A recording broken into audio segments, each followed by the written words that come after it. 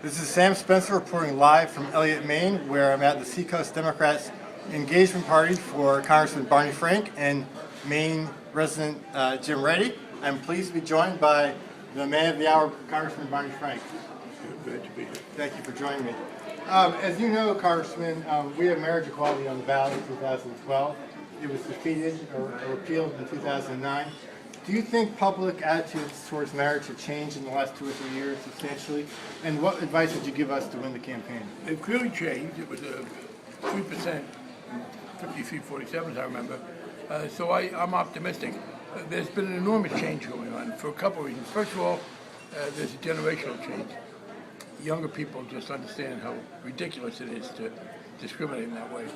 Secondly, we've had increasing experience with it. The argument that the opponents used to make was that same-sex marriage somehow caused other kinds of social problems is obviously now just not even remotely true, because we have had same-sex marriage in Massachusetts since 2004 and a number of other states, and there are zero negatives, no problems whatsoever.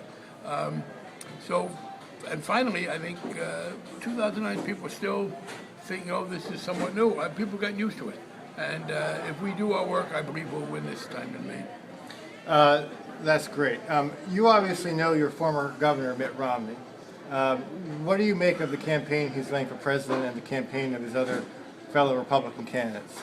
It is the Republican presidential campaign, one of the worst spectacles I've ever seen in American politics. The low level of issue debate, the unreality. Basically what you have is the Republican Party has been captured by this very right-wing element, and they are all, well, I wouldn't say they're all pandering to it. Santorum isn't pandering to the right-wing element, he is the right-wing element. Mitt Romney starts out as a mainstream conservative, but it's clear the man has not a shred of principle, not a shred of commitment. His only motivation is for him to be the president. He's been running for president for a very long time. He talks about being a citizen, but he's been trying desperately to become a politician since 1994. The only reason he's remained in the private sector for the last 18 years is that no one elected him to anything. But he has joined in the worst kind of pandering. You know, an example, in 1994, Mitt Romney said he would be a better supporter of gay rights than Ted Kennedy. He now not only opposes gay rights, but does it in the most contemptuous and denigratory fashion. He said he's very proud that when he was the governor, he kept Massachusetts from being the Las Vegas of gay marriage. Well, Las Vegas was known for marriages that were not very serious. There is no principle that he once held that he's not ready to jettison. And he, as I said, playing to the angriest, meanest segment, even when Rush Limbaugh engaged in those contemptible remarks attacking some young woman who was simply trying to speak her mind. Romney's dissociation from it was very mild. You are retiring from Congress after 32 years. You're not running for re-election. What will you be doing with your time, and will you be spending any time in Maine? Yeah, I expect to spend half my time in Maine. Jim, who I will be marrying in July, lives in Ogunquit, and we will be spending half our time in Ogunquit, half our time in Massachusetts. I don't plan to hang around Washington. I'll travel there. So I will be giving lectures, for which I will be very well paid. Frankly, I'll get paid a lot of money to do what I now do for free. I hope to write. That's a major reason for retiring. There are a couple of books I want to write, and some people can write while they're doing other things. I'm too easily distracted. I hope to be able to do some commentary in the press, and finally, probably some college teaching.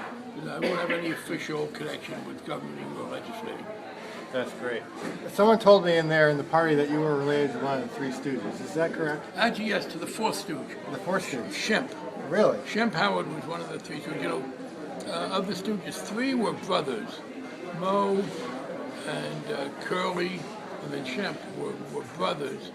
Larry was a cousin of the family. The family name was Horowitz. They changed it to Howard. And a cousin of my father's, her name was Babe Frank. Babe Frank? Married Shemp.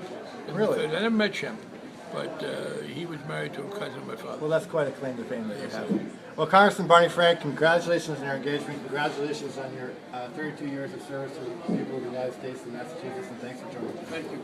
Appreciate it.